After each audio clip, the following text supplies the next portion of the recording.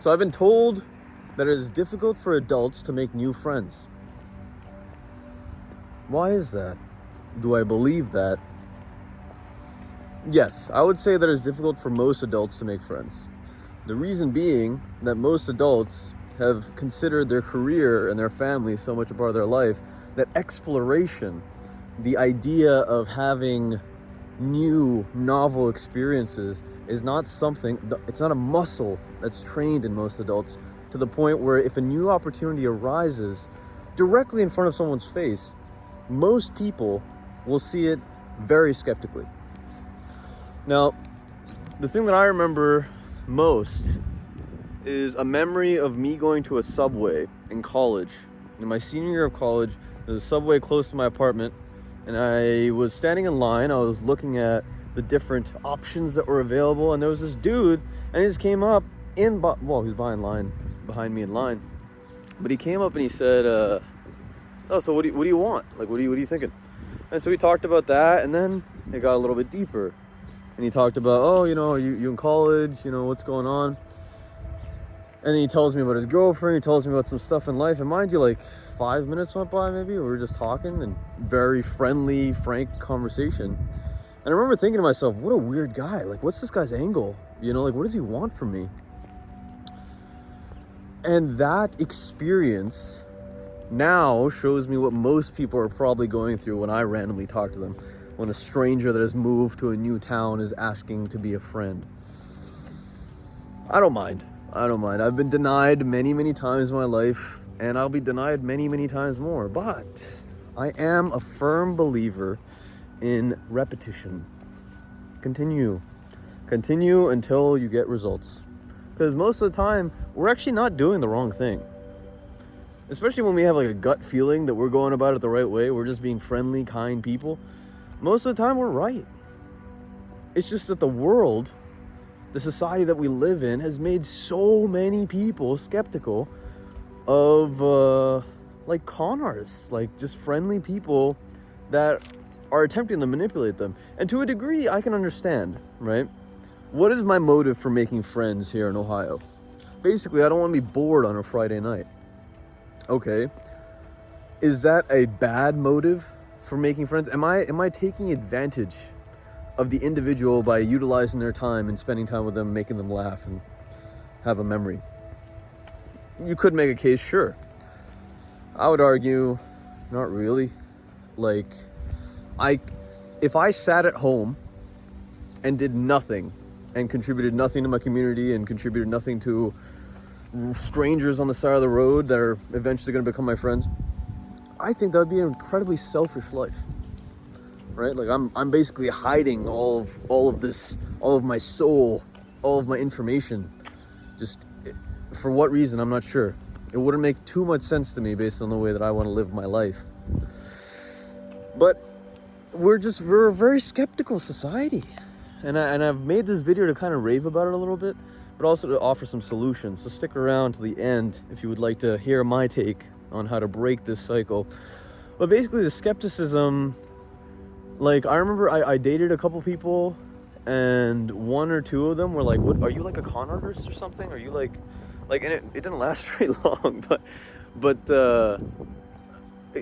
there's this idea of like these murder shows, these mystery shows, this kind of scandalous lifestyle that I feel like a lot of people are looking at and enjoying because their own lives are so boring, because they haven't made the necessary step of accumulating the energy and the repetition to go and actually take new opportunities, new risks in life. Very risk averse in general. And I don't want to say all people are like this. Most of the stuff I say, everyone is not like this. When I say most, I can pretty confidently say like 51% of people, at least.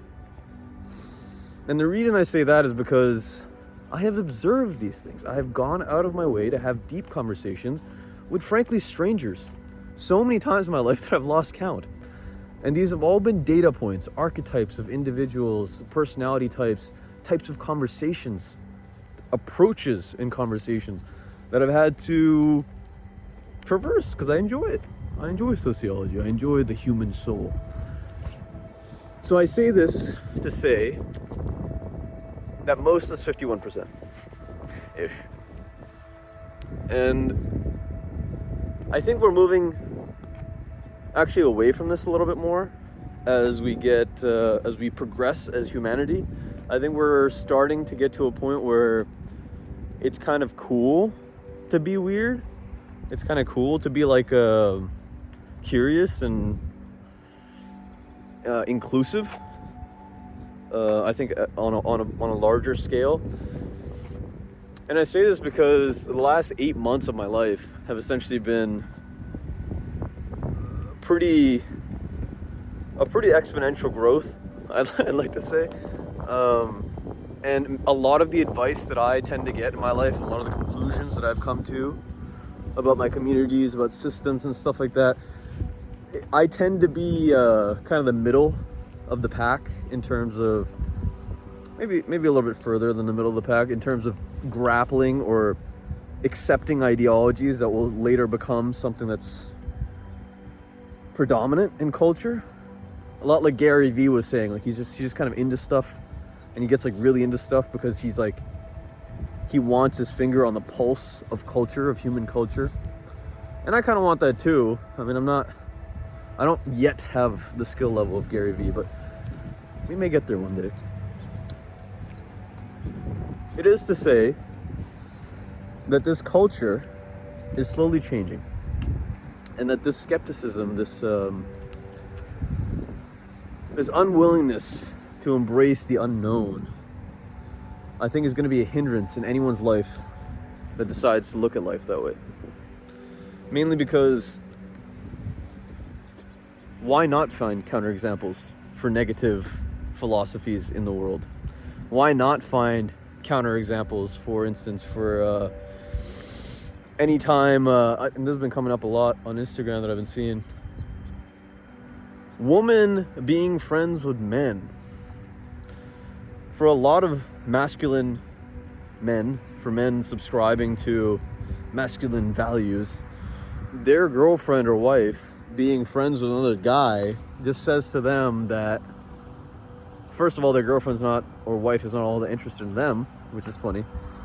And second of all, that the person that they're befriending actually wants to sleep with them, actually wants to use their body and not just enjoy their soul. Which I guess sex is not mutually exclusive, but at the end of the day, like, a lot of these women are saying, why are you guys so defensive? Right? Like, you have to understand that there are men that want to just be friends. Now, do I believe that? Yes. Yes, I do, because I'm that guy.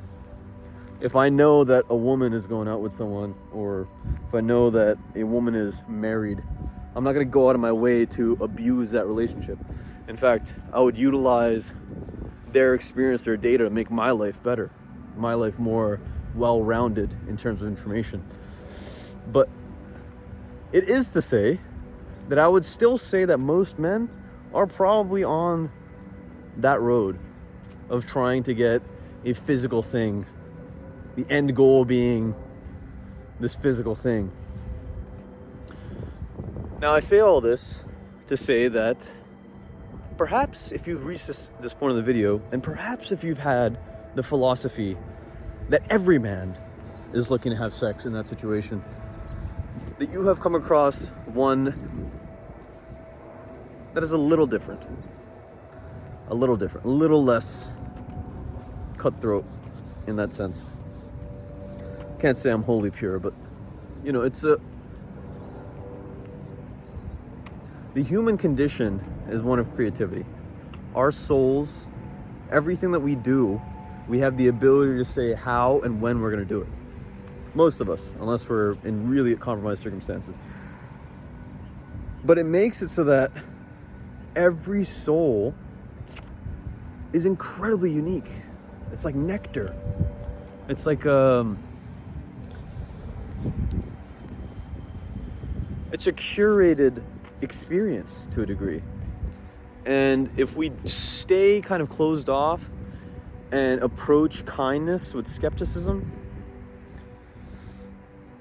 many kind people won't be able to take it and they'll stop. And that's a damn shame. So if you agree or disagree, smash that thumbs up button. It helps me out a lot. Throw me a comment.